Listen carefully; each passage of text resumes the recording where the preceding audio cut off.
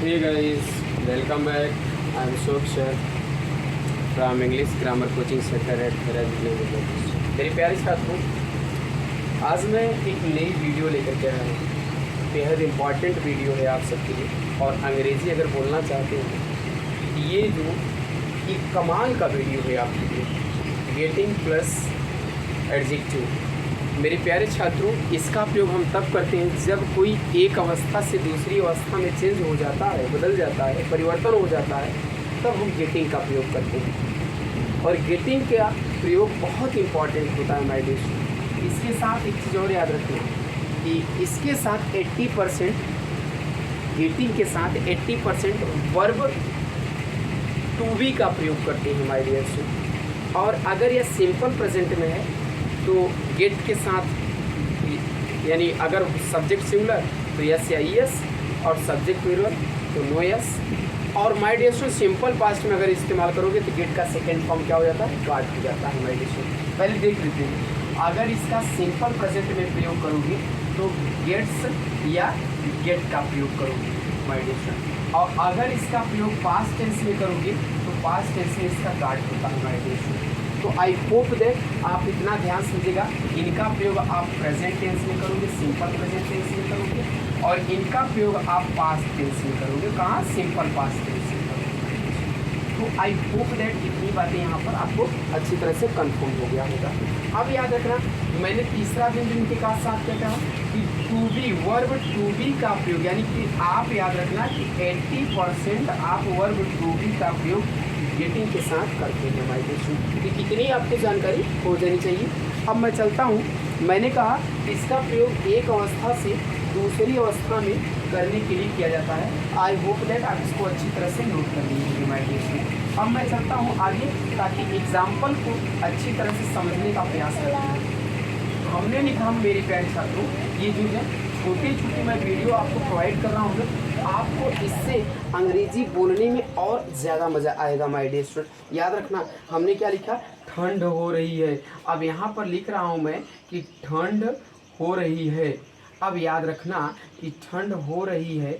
अब आप इस सेंटेंस को ट्रांसलेट जब करोगे मेरे प्यारे छात्रों, तो कैसे ट्रांसलेट करोगे? सबसे पहली मुद्दा तो ये रखोगे, आप तुरंत इसका ट्रांसलेट करना कि इट इज़ गेटिंग कोल्ड। क्या करोगे? आप इसका ट्रांसलेट जब करोगे तो क्या करोगे कि it is getting cold, it is getting cold. अब बताओ कि गर्मी से सर्दी में बदल रहा है कि नहीं बदल रहा है? ठंडे में बदल रहा है कि नहीं बदल रहा है? तभी तो आप इसके साथ गेटिंग का प्रयोग किए। आप क्या करोगे? आप ऐसा भी इसको कर सकते हो माय डियर स्टूडेंट। कैसा? इट इज़ बीइंग कोल्ड, इसके साथ बीइंग का भी प्रयोग करके इट इज़ बीइंग कोल्ड। आप न इसके साथ बीइंग का भी प्रयोग करके आप इसी सेंटेंस को, सेम सेंटेंस को ऐसे भी बना सकते हो माय डियर स्टूडेंट। तो आई होप दैट आपको अच्छी तरह से यह सेंटेंस समझ में आ गया होगा। गर्म हो रही है। अब आपने सेंटेंस लिखा क्या? गर्मी हो रही है। अब आपने बोला क्या? गर्मी हो रही है। अब गर्मी हो, याद रखना, गर्मी हो रही है। तब आप इसको ट्रांसलेट कैसे करोगे my dear student? Same translate, इसी तरह से ट्रांसलेट करोगे गेटिंग का प्रयोग करके माय डियर स्टूडेंट। अब आप ऐसे करोगे, इट इज़ गेटिंग, याद रखना क्या करोगे? It is getting hot, it is getting hot. मेरे प्यारे छात्रों, अच्छी तरह समझो, कॉपी कलम लेकर के बैठो, ऐसे वीडियो न देखो। हमने इसको ऐसे भी कर सकते हैं मेरे प्यारे छात्रों। क्या? It is being hot. आप इसको इस तरह से भी ट्रांसलेट कर सकते हो, it is being hot. Should be try to watch my video मेरे प्यारे छात्रों। आप न कॉपी कलम लेकर के बैठो, इसको उतारने का प्रयास करो। हमने क्या लिखा आपको समझ में अच्छी तरह से आना चाहिए मेरे प्यारे छात्रों। चलिए आगे चलता हूँ, आगे एग्जाम्पल देखता हूँ कि और अगला एग्जाम्पल क्या कहता है मेरे प्यारे छात्रों। गेटिंग का जब भी प्रयोग करना माय डियर स्टूडेंट, तो उसका प्रयोग जब भी एक अवस्था से दूसरी अवस्था में परिवर्तन होने के लिए किया जाता है। जैसे कह दिया जाए कि चाय ठंडी हो रही है। क्या कहा आपने? आपने कहा कि चाय ठंडी हो रही है। ध्यान समझो, चाय ठंडी हो रही है। तो आप इसको ट्रांसलेट कैसे करोगे my dear student? How to translate into English my dear student? जल्दी से कमेंट करो, मैं कमेंट देखता हूँ सबका मेरे प्यारे छात्रों। तो देखो, सबसे चाय ठंडी हो रही थी, टी, यहाँ पर क्या करोगे?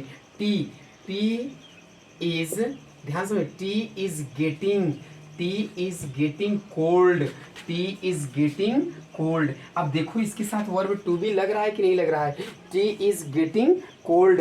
अब यहाँ पर इसी सेंटेंस को कैसे बना सकते हो, दूसरे से, यानी कि टी इज बीइंग कोल्ड कर सकते हो माय डियर स्टूडेंट। क्या कर सकते हो, टी इज बीइंग कोल्ड कर सकते हो। एनी डाउट किसी को, आप ना इसी तरह से ना एक नहीं आप हजारों सेंटेंस बना सकते हो मेरे प्यारे छात्रों। हमने क्या लिखा, यह खराब हो रहा है, अब हमने लिखा यह खराब हो रहा है।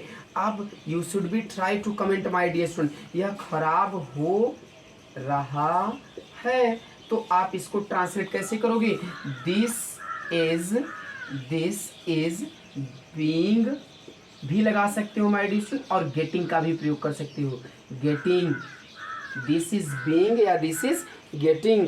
क्या क्या कर दोगे, डैमेज, डैमेज्ड कर दोगे माय डियर स्टूडेंट। क्या कर दोगे, डैमेज्ड, DAMAGED, डैमेज्ड। याद रखना, हमने क्या कहा, दिस इज बीइंग डैमेज्ड या this is getting damaged. Understand ना, समझ रहे हो ना, कॉपी कलम लेकर के बैठे हो ना, लिखने का प्रयास करो मेरे प्यारे छात्रों। ये 4th नंबर एग्जाम्पल था, आपको ना मैं एग्जाम्पल देकर समझाने का प्रयास कर रहा हूँ कि ताकि आप गेटिंग प्लस एडजेक्टिव को अच्छी तरह से समझ सको मेरे प्यारे छात्रों। कॉपी कलम लेकर के बैठ जाओ, एक बार नहीं मैंने कहा, मैं कई बार कहा, मेरी वीडियो ना इतनी लेटेस्ट होती हैं कि आपको देखना ही पड़ेगा माय डियर स्टूडेंट। क्यों, ऐसी वीडियो आपको दुनिया का किसी भी यूट्यूब चैनल पर नहीं मिलेगा, अशोक सर के चैनल पर मिलेगा। तो आज ही आप तुरंत अपने यूट्यूब पे English grammar with Ashok sir डालिए और सब्सक्राइब करिए, लाइक करिए, बेल आइकन को दबाइए मेरे प्यारे छात्रों। आपको आगे चलता हूँ मैं, अंधेरा हो रहा है। आपने कहा क्या सेंटेंस, आपने 5 नंबर क्या कहा, आपने कहा कि अंधेरा हो रहा है।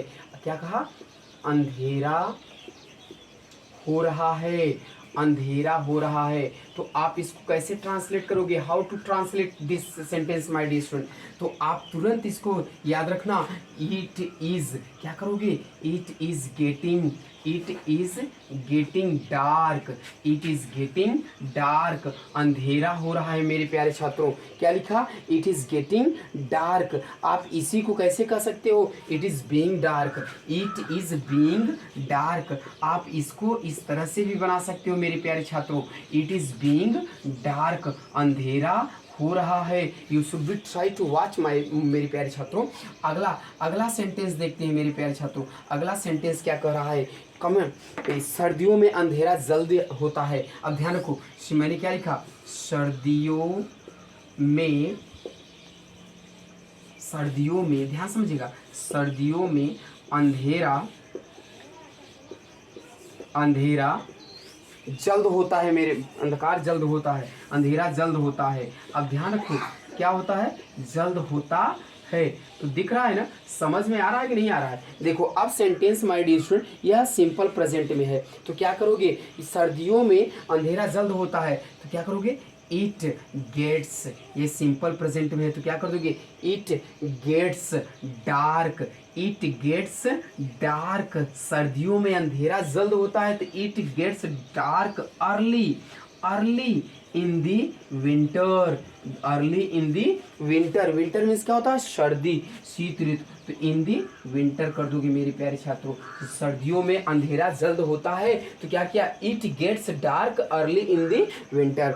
आई होप दैट आपको अच्छी तरह से समझ में आ रहा होगा मेरे प्यारे छात्रों। इसको मैं अब 1-2 सेंटेंस आपको और दिखाने का प्रयास करूंगा मेरे प्यारे छात्रों, ताकि आपको अच्छी तरह से यह भी सेंटेंस समझ में आ जाए। कोई प्रॉब्लम होगी तो तुरंत कमेंट करिएगा मेरे प्यारे छात्रों। आप इंग्लिश में मेरे सभी सेंटेंस को, मेरे इंग्लिश के पूरे टॉपिक को आप अपने इंस्टाग्राम पे देख सकते हैं, आप टेलीग्राम पर भी देख सकते हैं, आप अपने यूट्यूब पे देख सकते हैं, आप फेसबुक पर देख सकते हैं, माय डियर स्टूडेंट को ऐप पर भी मुझे फॉलो कर सकते हैं मेरे प्यारे छात्रों। मैं चलता हूँ यहाँ आगे देखते हूँ। अगला क्या कह रहा है कि आम सड़ रहे हैं। अब हमने लिख दिया कि आम सड़ रहे हैं। अब इसका ट्रांसलेशन कैसे होगा, सड़ रहा है, आम सड़ रहे हैं। अब ध्यान समझो मेरे प्यारे छात्रों कि अगर आपको गेटिंग का यूज पता होगा तब तो बना पाओगे, तो कैसे, बहुत सारे बच्चे इसको मिस्टेक कर जाएंगे। तो आप क्या ट्रांसलेट करोगे कि दी मैंगोज, याद रखो क्या करोगे, द मैंगोज आर, याद रखना, the mangoes are getting rotten, the mangoes are getting rotten. ये सेंटेंस आपका पैसिव वॉइस में है, इसलिए मेरे प्यारे छात्रों वर्ब के थर्ड फॉर्म का प्रयोग किया गया। तो क्या किया, the mangoes are getting rotten, आम सड़ रहे हैं, आम सड़ रहे हैं। आई होप दैट, अच्छी तरह से समझ में आ रहा होगा, मेरी शादी हो रही है, मेरी शादी हो रही है। अगला सेंटेंस क्या लिखा मैंने, मेरी शादी हो रही है। आप जल्दी से इसको कमेंट करिएगा माय डियर स्टूडेंट, आप इसको बनाने का प्रयास करिए, कमेंट करने का प्रयास करिए, मेरी शादी हो रही है।